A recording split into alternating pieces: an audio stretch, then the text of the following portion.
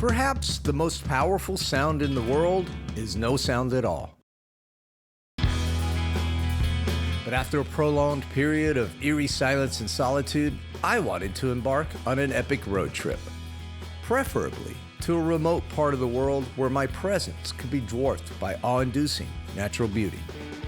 I had a fixed notion that when I finally visited Patagonia, I'd be solo, blissfully traveling alone, silent with my thoughts.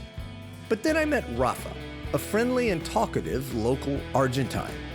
Thanks to him, I got the best of several worlds on my Patagonia road trip. Self-reflection mixed in with a hearty helping of culture and companionship among majestic natural wonders. My first foray to Northern Patagonia did not match my expectations. It exceeded them. So, vámonos! Let's go! It's time for a Patagonia road trip. It's time for Raw Travel. Travel.